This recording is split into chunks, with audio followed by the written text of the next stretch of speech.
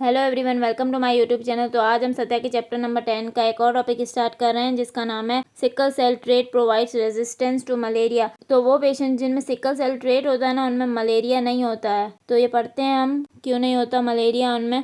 The incidence of sickle cell disease coincides with the high incidence of malaria in tropical areas of the world, particularly among the black Africans। तो जो हमारे पास incidence है ना sickle cell disease का, वो coincide करता है malaria के हाई इंसिडेंस के साथ tropical areas of the world में, पर्टिकुलरली ब्लैक अफ्रीकन्स में। Sickle cell trait heterozygous state with about 40% hemoglobin S provides resistance to malaria, which is a major cause of death in tropical areas। तो वो लोग जिनमें sickle cell trait होता है, जो कि हमारे पास हेट्रोजाइगस स्टेट में होते हैं, जिनमें हेमोग्लोबिन S 40% होता है, उनमें क्या होता है कि मलेरिया से रेजिस्टेंस होती है। उन लोगों में मलेरिया नहीं होता है। मलेरिया जो कि एक मेजर कॉज है डेथ का ट्रॉपिकल एरियाज में, तो वो लोग मलेरिया से बच जाते हैं। This is explained as follows. नीचे बताया गया कि उनको मलेरिया क्यों नहीं होता। तो नंबर 1 है हमारे पास, malaria is a parasitic disease caused by Plasmodium falciparum in Africa. तो मलेरिया क्या हमारे पास एक पैरासाइटिक डिजीज है जो कि कौन करवाता है, एक पैरासाइट जो कि प्लाज्मोडियम फैल्सीपेरम है,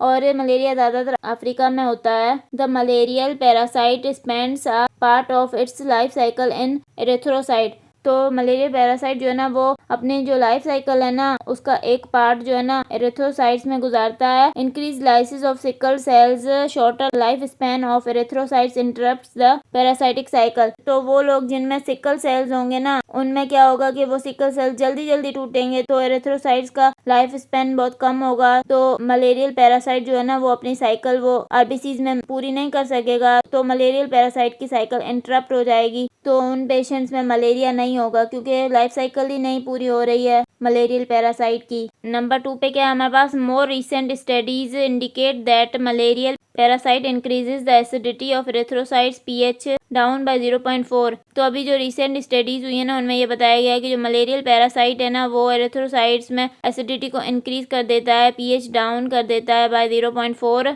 the lower pH increases the sickling of erythrocytes to about 40% from the normally occurring 2%। तो जब पीएच कम हो जाती है ना, तो फिर क्या होता है कि इनमें एरिथ्रोसाइट्स की सिकलिंग ज्यादा हो जाती है। मतलब पहले 2% सिकलिंग हो रही थी, अब 40% सिकलिंग होती है इनमें। Therefore the entry of malarial parasite promote sickling leading to lysis of erythrocytes. इसलिए इनमें क्या होता है कि जब मलेरियल पैरासाइट एंटर करता है ना, तो वो क्या कर देता है, सिकलिंग को प्रमोट कर देता है। जब सिकलिंग होती है तो फिर क्या होता है, एरिथ्रोसाइट्स टूटते हैं, तो इस वजह से मलेरिया पैरासाइट की साइकिल पूरी नहीं होती है। Further more the concentration of potassium is low in sickle cells which is unfavorable for the parasite to survive। इसके अलावा भी क्या होता है कि जो कंसंट्रेशन होती है ना पोटेशियम की, वो कम होती है सिकल सेल्स में, और जब पोटेशियम की कंसंट्रेशन कम होती है तो ये हमारे पास अनफेवरेबल होता है पैरासाइट के लिए कि वो सर्वाइव कर सके। तो ये दो चीज़ें हैं, इसकी वजह से मलेरिया नहीं होता। Sickle cell trait appears to be an adaptation for the survival of the individuals in malaria infested regions. वो पेशेंट जो कि हमारे पास मलेरिया इन्फेस्टेड रीजन्स में रहते हैं ना, उनके लिए सिकल सेल ट्रेट एक एडेप्टेशन है उनकी सर्वाइवल के लिए। मतलब कि वो पेशेंट्स फिर बच जाते हैं, क्योंकि वहाँ पे मलेरिया की वजह से डेथ होती है ना, तो अगर उनमें सिकल सेल ट्रेट होगा ना, तो उनकी डेथ नहीं होगी, वो सर्वाइव करेंगे। Unfortunately homozygous individuals the patients of sickle cell anaemia much less frequent than the trait can not live beyond 20 years. और जो हमारे पास होमोजाइगस इंडिविजुअल्स होते हैं ना सिकल सेल एनीमिया में, उनकी डेथ जल्दी हो जाती है, मतलब 20 साल से पहले ही उनकी डेथ हो जाती है। अगर आपको मेरा लेक्चर पसंद आया तो प्लीज़ मेरे चैनल को सब्सक्राइब करें, लाइक करें और बेल आइकन को प्रेस करें। Thank you.